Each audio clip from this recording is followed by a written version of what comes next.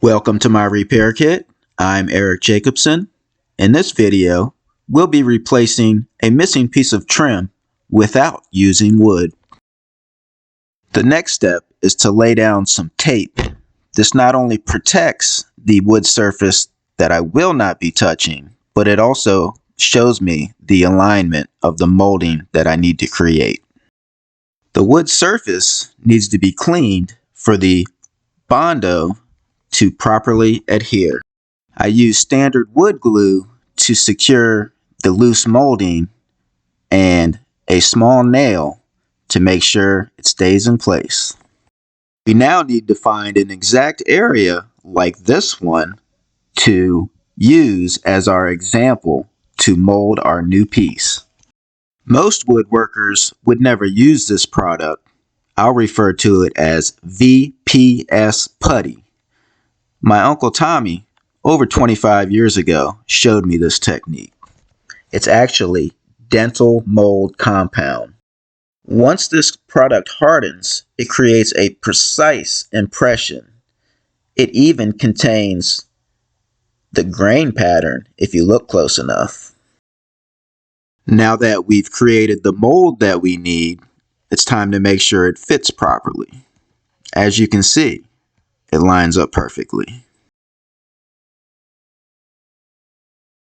I use Bondo in 98% of my repairs.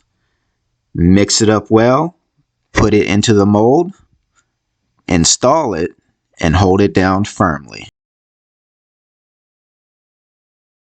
It only takes 5 to 7 minutes to begin to cure and is really hard after 10 minutes. Once cured, carefully pry the mold away from the surface. There will be excess filler once you remove the mold.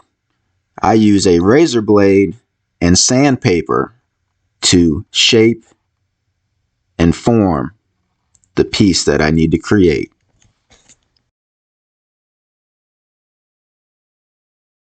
After trimming with the razor, I use 220 grit sandpaper to start with, followed by 400 grit sandpaper to create a nice, smooth, scratch-free surface. I finished sanding the surface with 400 sandpaper, and as you can see, the fabrication of this piece of molding is virtually perfect. Attention to detail will assist in repairing things perfectly. Notice there's a little bit of Bondo in between I need to still clean out. Besides the prep work to the door, making this molding only took about 15 minutes. How long do you think it would take to whittle it out of wood? This armoire was in the process of refinishing. It just so happens that this piece of molding was painted black. If it was a natural wood color, I would use pigments and I would still be able to match it and make it virtually indistinguishable from the rest of the wood. Please enjoy the final result of this armoire. At the top it has bird's eye maple.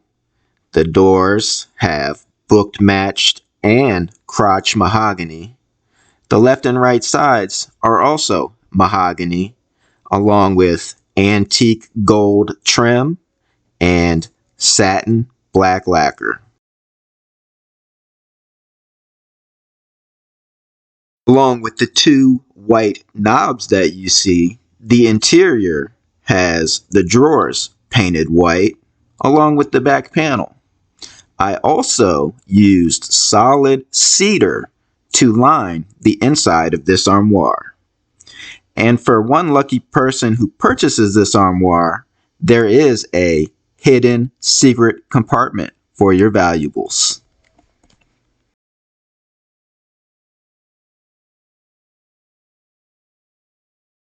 I hope this video was informative and enjoyable.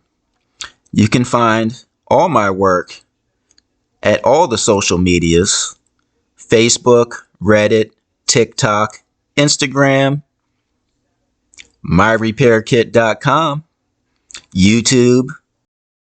On most sites, I post as My Repair Kit, My Repair Kit LLC, or Eric Jacobson.